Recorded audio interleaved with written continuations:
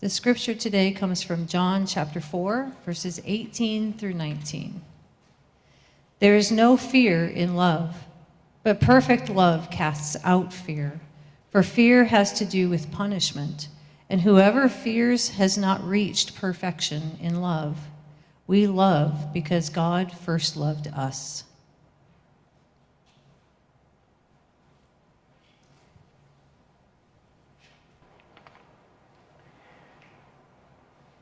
As you can see on the bulletin, I want to give a few thoughts on this scripture from a theological perspective, and I invite Bill to come up and speak how he sees it through his eyes. And then we are honored to have Dan Owens from the Public Library here in Pullman to speak to us on the question of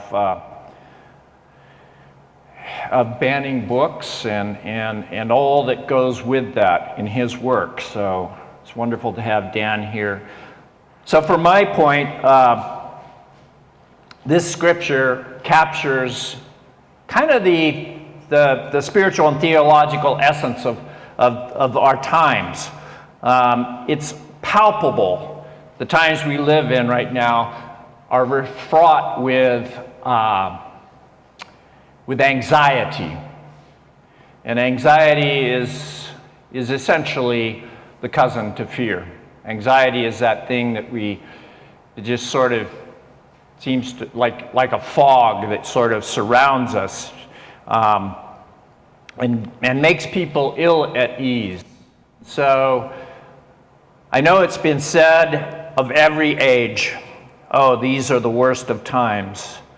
But truly, I think maybe these aren't the worst of times, but certainly these are times fraught with existential potential for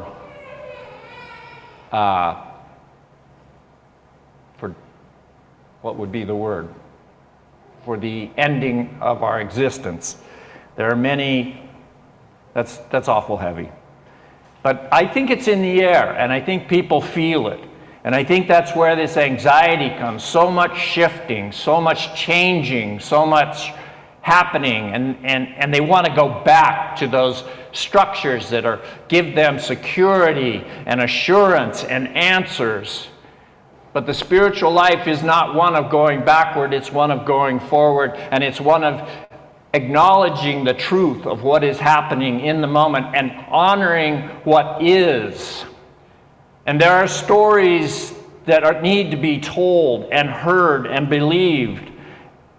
And many of these stories are disturbing for people. And they are stories that they would prefer to not hear because they upset the old mythologies. But as I said, the Spirit moves us forward. I want to end. The words come to me from the words of the prophet Isaiah, when he calmly says in the words of God, "Come, let us reason together." And that is the spirit I hope we can bring into the world, not a spirit of fear, but a spirit of love that will call us all together. Come, let us listen together, let us reason together, let us problem solve together, let us not allow to squelch the Spirit of God, which is love. Bill, would you like to share?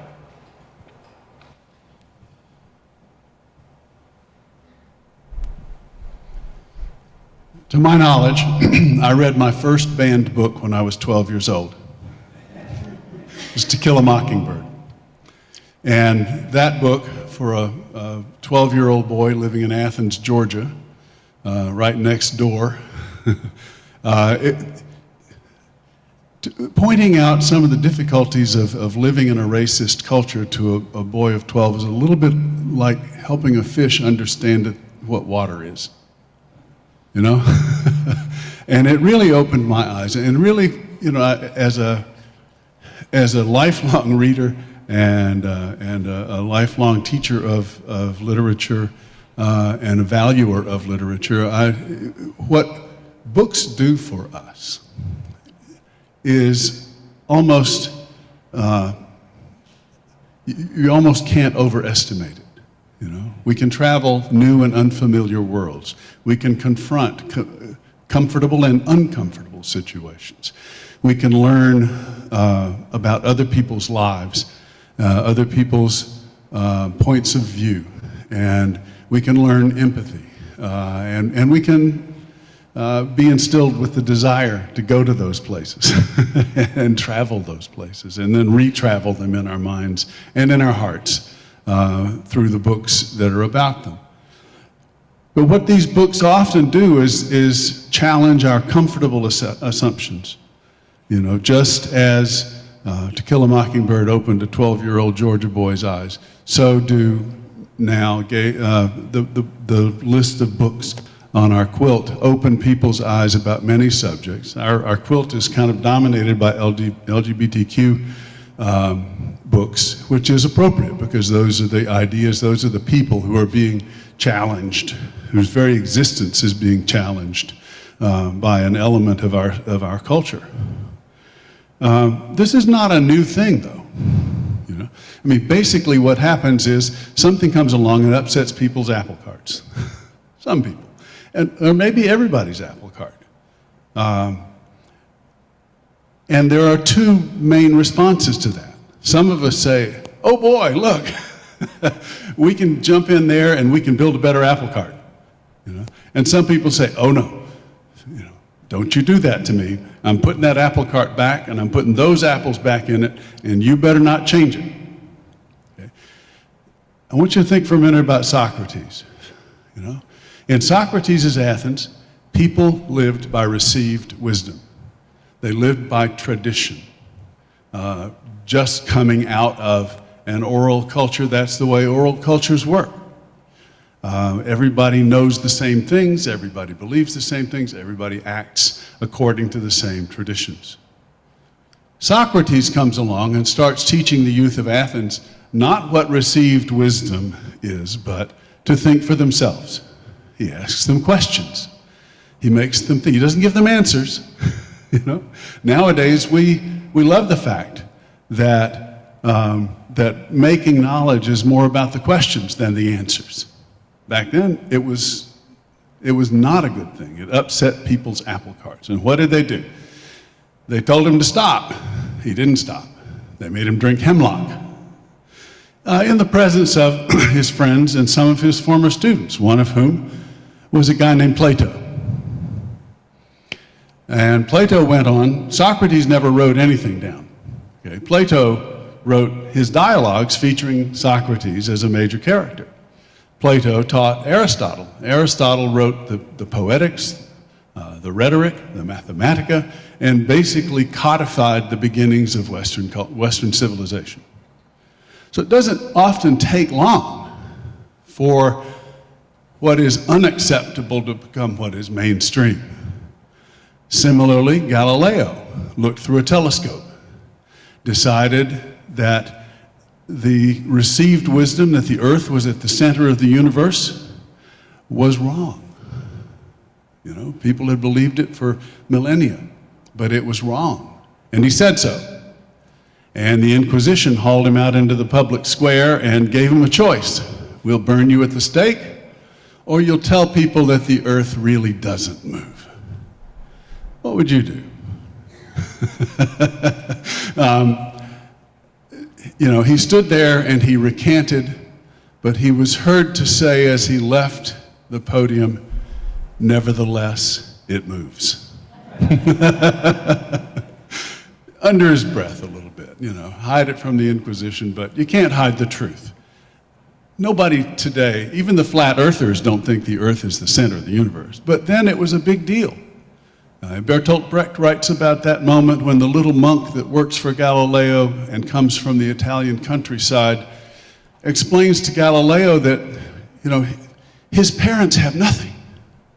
They live very poor lives. They can barely do enough on their little farm to keep life going. He says, the only thing that gives them any joy is the idea that they are the crown of God's creation. They are its centerpiece. And you want to tell them that they're living on a planet that rotates around a second-rate star. Okay? It's not that people's fears are irrational. Well, fear is irrational, but there are reasons people fear these new things. And we have to understand those reasons in order to combat them. In the 18th century, the great debut was the novel. And, you know, sort of traditional culture hated it. First of all, it wasn't in verse, most of them. They were used to dealing with poetry. It told the stories of common people, not of kings and queens and legends and all of that, but, you know, chambermaids, orphans. These people got their stories told, and people liked them, read it, and loved it, and novels were just, oh, they were terrible, they were horrible, they would rot your mind. You know, it's fair to say that if the third Bennett daughter had read Pride and Prejudice, she wouldn't have made such a bad marriage. So, you know, the notion, Aristotle's notion, that literature delights and instructs carries into all the genres, really. By the time we get into the 20th century, the landmark attempt to ban Ulysses, James Joyce's Ulysses, because of Molly Bloom's unbridled passion and largely. Again, you know, once that set of ideas, once that difference gets into the world, some people are upset. Other people say, wow, you know, we've been waiting for this to happen forever. You know, the notion that James Joyce's book was obscene, you know, maybe the ultimate consequence of that was in a little town in Ohio where a man had a car, and he had a bumper sticker on that car, and on that bumper sticker was the F word. And he was arrested for obscenity. And he went to court, and the judge said that that bumper sticker was entirely within the community standards, because the F word was followed by the word Michigan.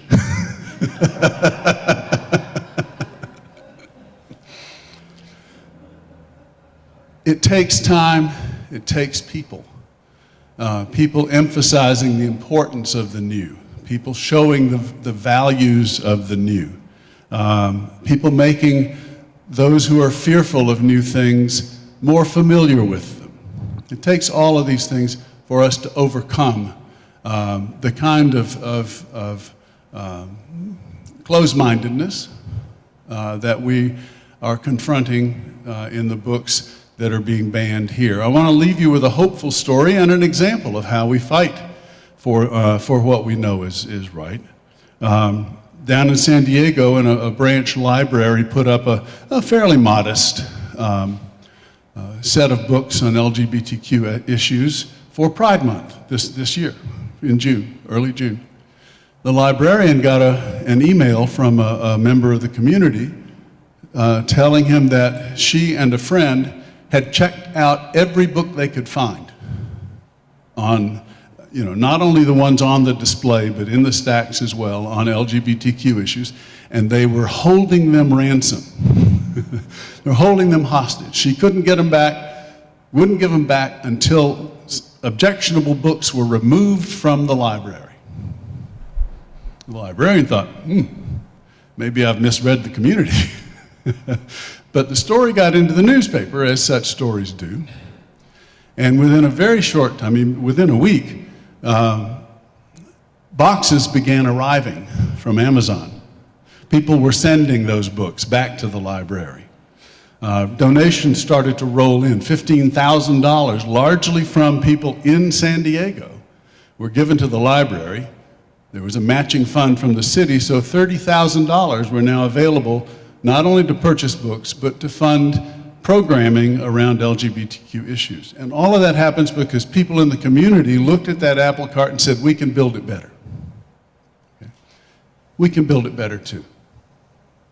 And with that, I'll hand things over to Dan, who's the real expert. He's the keeper of the keys, and as a librarian, he believes in unlocking the door and throwing away the keys.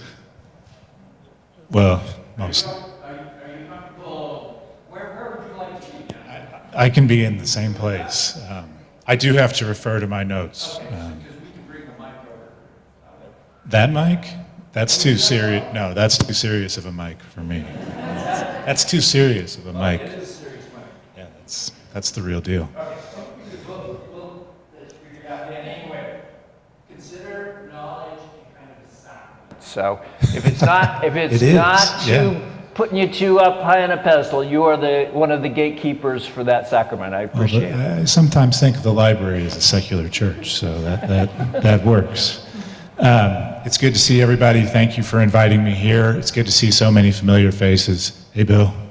And many others. Thank you all for inviting me here again. And those of you I don't recognize, I'm sure we'll see you in the library very soon. I hope so anyway. I'm going to just start off with a little bit overview about myself and the library because I get a lot of questions about it, so I have a little spiel. But I grew up in Bloomington, Indiana, for those of you who have been there, small college town, maybe when I was growing up, or twice as big as Pullman. So lots of Pullman feels very similar to me, to where I grew up when I came here. I've been here about 8 years. For the first 7 years, I was the adult services manager at Neill Public Library. Neill Public Library has one librarian for the youth and one for the adult. I was on the adult side. And prior to that, I lived in Washington, the other Washington, the District of Columbia, for a while. And then I've been the library director for a little over a year now. Because I get a lot of questions, and it's a little different everywhere in the state of Washington, Neill Public Library, I'll say, is a department of the city of Pullman. So that is true in Spokane, their city department, Seattle city department, and then the county library systems are usually separate and they're their own legal entities. So just to get that clear, so Seattle, King County, Spokane, Spokane County, but we are a department of the city of Pullman. We are governed by the city. I report to the city administrator, but we also have a library board of trustees who I must mention, Jan Hill, who I don't think is here today, but will be watching either now or later. Donna Potts, Keith Peterson, and Kate Watts, our city council liaison, since we are a city department, is Ann Parks, Councilmember Parks, and I also want to thank Councilmember Guido for being part of the team that invited me here today. As far as our kind of size and usage, we're on track to spend about $1.8 million this year for the library, which is wonderful. Thank you all for that support. That is about 6% of the city's general fund budget. So that's where we're running about 6%. To give you an idea, law enforcement's like 34% and fire's like 30%. But we're smaller but very strong, and I appreciate that. Our funding, if you look at per person for the city, from the city, is just a little bit less than the state average for that, which is very good, particularly given that roughly 15,000 of our residents here are 18 to 22-year-old college students. So we're very thankful for that support. And just in terms of usage, most people think of things checked out from the library. We check out roughly 380,000 items per year. So that is just right around 11 items per person per year. So some people check out a lot more than that. Thanks, Bill. And some people check out maybe a little bit fewer, some of those 18-year-old college freshmen, but about 11 items per year, about 230,000 visits to the library per year, walking through our doors, according to our door counters, and about 15,000 individuals per year use our library programs, so story times, book clubs, all those sorts of things. So that's just a little bit about the library and how we work. But talking about banned books, and this has been obviously a topic in the news, and I'm not going to go through an entire list of all the many places that have experienced this challenge and the legislation and all of that. And Bill actually stole one of my examples that was in the paper just a couple of days ago. But I can happily say we haven't really had this as a pressing issue in Pullman. In fact, it has been more common for, frankly, I think at least one of the people here to come into my office and be like, what is this about banned books? They've got a news article, they're stomping their feet, and they're like, how do I fight this in Pullman? And I'm like, well, thankfully, we haven't faced a lot of those challenges in Pullman, but I will talk about it's been very close, very nearby, and it's something we want to talk about a lot. Frankly, if we wait until somebody comes in and says, I don't want this book in the library to talk about it, we've waited too long. We need to talk to our Board of Trustees, the City Council, and to citizens of Pullman about why we think this is important to have books that could be considered controversial. But just on the basic logistics, how would you go about banning a book in Pullman or at the Neill Public Library? We would call that a materials challenge. So somebody is challenging a material. They don't believe it should be in the library collection. There is, you might not be surprised to know, a form to fill out if you'd like to challenge a material at the library.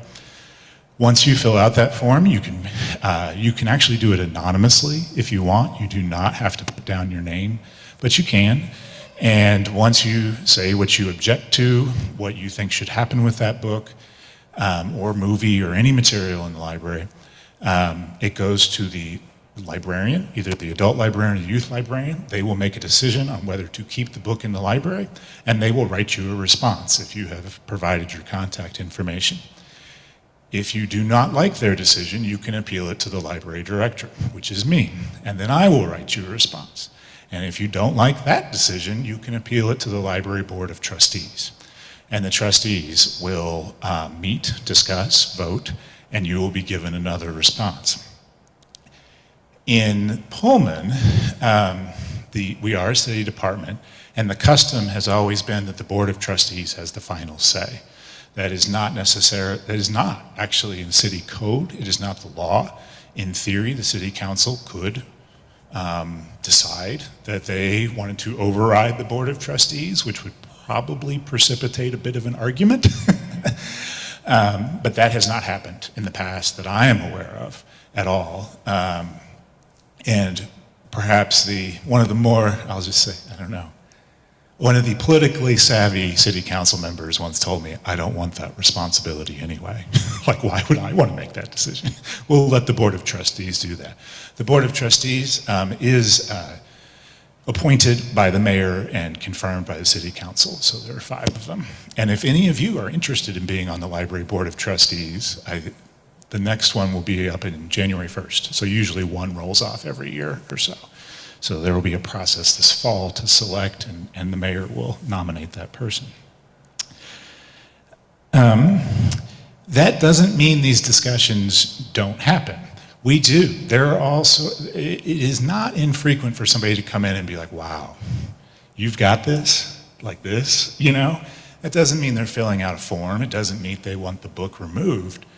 But they will be wow, that's really something. I didn't know the public library would have that book or that movie or whatever. So we get to have discussions about that and why we have those things. For me, personally, that has occasionally been, I remember a patron coming in and he was fired up and ready to go because he wanted the library to purchase a book, which we have a form that you could submit suggestions, that he did not think we were going to purchase. He was like, I've heard, I was watching on TV, libraries won't buy this book, it's controversial, librarians don't like it. And I was like, well, let me look this up, and I look, and I'm looking at the reviews and all the things we do to purchase a book, and I'm like, okay, yeah, no problem, I'll order it for the library. And he's just, you know, so that happens, you know, and the reason for that, and some of what Gary asked me to talk about, is that stories and ideas have power, and there's a lot of responsibility on the library end to administer the library in an unbiased way. And that includes things from all sides. Usually, people today think of it from the political spectrum. It is not always from the political spectrum, and today, it's a fact that many of the efforts and movements to remove materials from libraries come from what is called the conservative side of the political spectrum. But I know for a fact from my colleagues in other places that it is not always from that side of the political spectrum. I would say actually, as the awareness of the power of ideas and stories and the harm it can bring, the other side of the political spectrum is also trying, at times, to remove materials from the library. So that comes back to a bit of a philosophical basis of why do we have those things. And I would be the first to argue that all of these ideas have power, all of these stories have power, but it's also a fundamental part of the library that we believe that stories are good. And the more stories that we bring to our community and the more stories you encounter in your life, the better off we all are. So whether that story is in a novel, a poem, a book, a kid's book, an adult book, or in a movie, or in a program at the library, the more of those we have in our community, the richer our community is. And we want those stories to encompass all of the community, and then also many things that are not in our community. And I'll talk a little bit more about that. And then I want to emphasize that our commitment and the library's commitment to freedom of information, your ability to access information at your library, also extends to privacy. So it can be, people sometimes laugh that we do not, by default, keep the list of books you have checked out. They come in, they're like, oh, I read this book 5 years ago, can you tell me what it was? And our software does not store that. We can store it if you want us to, you just let us know, because many people find that helpful, but we don't do it by default. If law enforcement comes into the library and says, hey, we're investigating this person for a crime and we want to see a list of the books they've checked out because we think maybe they checked out something related to that crime, we will not give out that information without a court order. That people chuckle at this sometimes, but in many other places and in American history, those things have been used to persecute people. So your access to information is very important to us. So I'll tell you a little bit of a story from the other side of the political spectrum that was it was a discussion that we had and I had with myself and with other people at the library. Since many people think that these challenges only come from kind of one side of things, we had a patron request a book that's called When Harry Became Sally. And that is based on a lot of research that has been done in the past about individuals who have gone through a gender conversion. They're transgender individuals. It is a book that is considered very harmful by many people who are transgender, have loved ones who are transgender, and much of the science behind it is very disputed. Amazon will not sell the book. Amazon views it, as a result of a lot of protests, as a harmful set of ideas in this book. I received a request from a patron to purchase it. They wanted to access it. And then I received a request from another patron. We looked at the reviews for the book. I read many stories about the controversy surrounding the book, about the debate over is this accurate? What does accurate even mean when we're looking at these things? And I purchased the book for the library. It is a book that, on either side of the political spectrum, sometimes I order a book for the library and I'm like, oh man, I'm just waiting. And nobody's complained about the book. The patrons were very appreciative and somewhat surprised that we bought the book.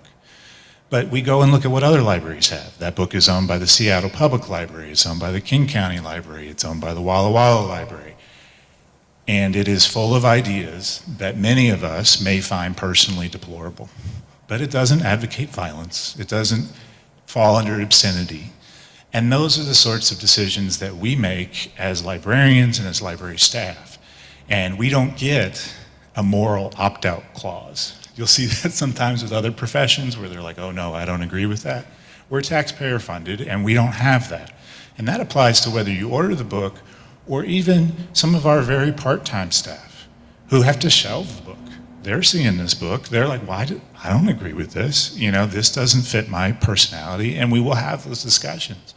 That there's gonna be something in this building that offends everyone. Me, you, everybody. So that's something that we think about pretty frequently. You know, if you're cataloging a book, if you're putting that record in our online catalog and it's something that really insults you, you're gonna be thinking about that for a day or two. So we try to discuss that. Another point, while we can actually invite problems if we try to ignore segments of our community. If we say, you know what, we don't like these controversial topics, or we don't like this particular author, or we don't like books on this subject, 10 years later, that's when people are trying to get on your library board and your city council being like, the library has never paid any attention to me or my church or group or whatever. You have to work with that. And in some ways, it's very much like like democracy, or our democracy, where you're like, well, the majority rules, right? Like we can vote for things, but we also have to protect individual rights. So the majority we're not gonna say, oh, the majority doesn't like this book, so we're not having it. But we have to deal with the full spectrum. You know, we can't ignore some big chunk of our population and not serve them. It would really not serve us well, and it doesn't serve them well. And I'll make a note, and I think Bill talked about this, about why we have some of these stories that are very diverse. And I don't get this as much here, but in other smaller towns particularly, they're like, well, why would you have that book? There's nobody in that community that's in that group, which is usually not true. And the answer is, in a lot of libraries, you'll hear a lot about representation. We want people to see books that are about them, that are written by them, by people of that group or race, cultural backgrounds, sexual background, whatever. But you also want to learn things about things that are different from you. It is not just about me seeing whatever. It's about, wow, there's this whole world out there that I didn't know about. And I'm gonna read something that is by a queer Malaysian whatever, you know, and I'm really gonna encounter something new. And that is what books can do, and as Bill was referring to, that's the power. So it's not just the representation, although you do hear a lot about that, and some of the most moving stories are people finding something in the library that relates to them and represents them. But I would say some of those powerful stories are also about encountering things that are entirely different from your own experience and being like, I had no idea. And I'll also mention the not making us comfortable. When we go out and select books, a lot of what we look at is reviews, and we look at a whole universe, and there's a whole process for us to try and remove our bias. And the bias can be political, but it can also be geographical and whatever, to try and find things.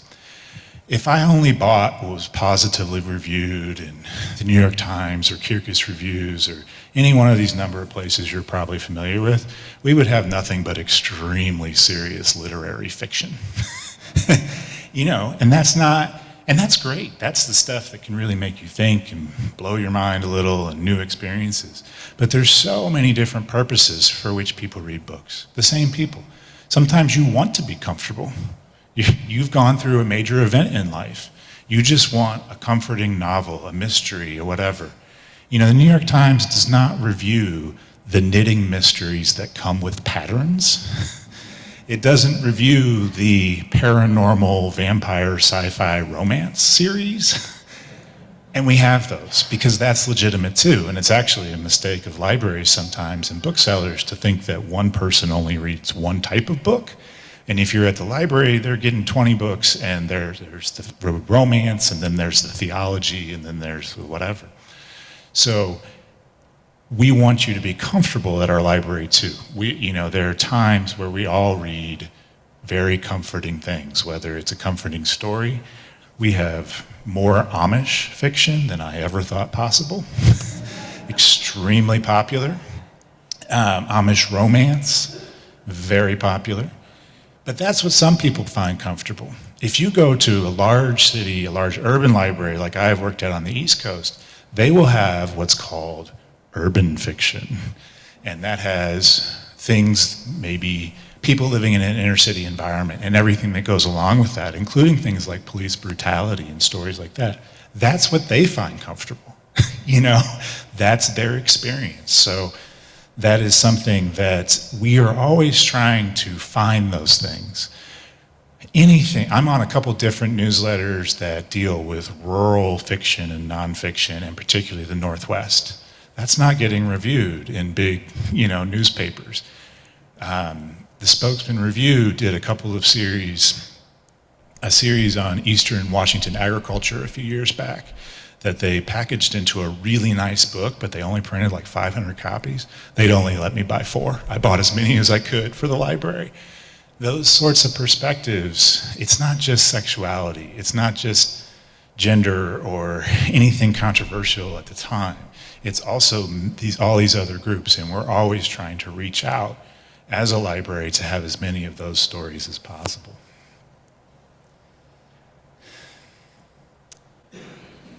So I'll wrap up by talking a little bit about the local area and the laws and what's so distressing about some of it and how we try to cope with it. You've seen probably stories, Michigan, Texas, North Carolina, places in Utah, where people are trying to get these books removed. And I missed in my notes the thing that I will say as a policy. We believe it is up to the parents what your kids read. You cannot actually get a library card under the age of 18 in Pullman without your parents' permission. If you have children and you do not want your children to read certain materials, they do not have to have a library card. You can check them all out on your card. You can be there with them. It is up to them. It is up to the parent. And that is probably the strongest argument you'll hear because many parents have also come in and been like, are you removing books? I want my child to have access to these books. So the people trying to remove the books, on many ways, are telling other parents what their kids can and cannot have. And we believe strongly as a library, and our policies state that it is up to the parents what their child reads. We do not stand in that role, so that is the formal basis for our policies. So, as I mentioned, there's been a variety of legislation around the country. The most recent, and there were some very good articles in the Daily News about Idaho, where 2 years ago, they wanted to fine librarians directly if a child accessed books that were considered offensive to community standards. Last year, they modified that same bill to fine the library rather than librarians. And it passed by a distressing margin in the legislature, and the governor vetoed that. In some ways, it was such a distressing bill in some ways because it would have established, well, in many ways, but it also would have established a separate committee in the community to define what was and wasn't offensive, when in fact the library boards of trustees are already there to do that.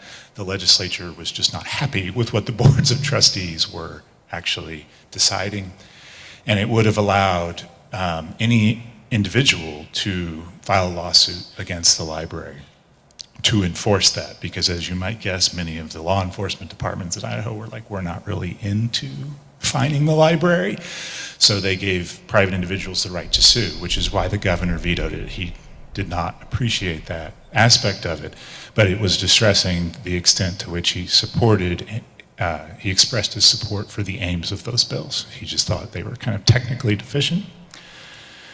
And then in Washington, we've had a couple of different things. We don't have much to worry about at the state level, but there are communities where these efforts are proceeding. In Liberty Lake, just outside Spokane, they are a city library in the same way that we are. And they actually have it in their city code that the Board of Trustees is responsible for the books in the library, so that is city law. And the city council was not happy that the Board of Trustees was deciding to keep books that they don't like. So the city council wanted to change the law, which is their right. So they would take responsibility back from the Board of Trustees. And humorously, one of the council members said it was because he was worried that the Board of Trustees might censor some books, which was not the issue. But the mayor in Liberty Lake vetoed that, which was good. Most concerning is Columbia County, Dayton area, not far from us. They have had an ongoing issue with members of the community that wish to remove books. That's been going on for 3 or 4 years now. At first, they challenged books, and as I mentioned, they filled out a form, they went through the process, and it went to the Library Board of Trustees. They are a legal entity, they're not a city department, so the Board of Trustees is 100% responsible. The trustees decided to keep the books. These individuals kept challenging. It consumed all of the library's time. They were having Zoom meetings not long after COVID with hundreds of attendees, none of which actually lived in Columbia County, as people from all around the country. And finally, those activists in Columbia County were unhappy with the outcome enough that they filed a petition to get on the ballot to dissolve the library. It's not, and I think you have to get 10% of the registered voters who voted in the last election or something like that. They needed 107 votes to get on the ballot, and they got 101. So they failed, which is great. And then they filed another petition a week later. So they will have that same vote next year, actually. And as you can imagine, if you work in this environment, it's very stressful. I'm very grateful that I don't have to deal with this on a daily basis. We actually enjoy talking about these things with our patrons. We want the opportunity to say, hey, here's why we have something you don't like. And here's, all that sort of thing. But to deal with this every day, to deal with hateful comments, being accused of harming children and all of the things that many other places have had to deal with is exhausting. So the Columbia County Director, Todd Vandenbark, who'd been dealing with this for 3 years, just announced that he is resigning and he's moving to North Central Libraries out of Wenatchee. And I don't blame him at all, He fought the good fight for 3 years now, but it's very hard. And it's hard not to see some of these efforts as an attempt to intimidate library staff, to drive out the best staff, to be honest, the most qualified, the people who can create the best libraries.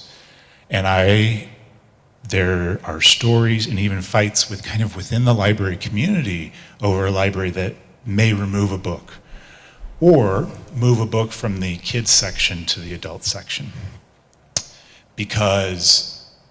And I try to be sympathetic, because when you are in a small town library, you might have 1, 2, 3 employees, and you have a community that you are afraid will actually shut down the library. And then what choice do you make? It's the Galileo choice. Is it better to just not have that book or just not have a library at all? So making those decisions is not easy. We go out of our way to buy books that encompass all of the diversity in our community and diversity beyond our community.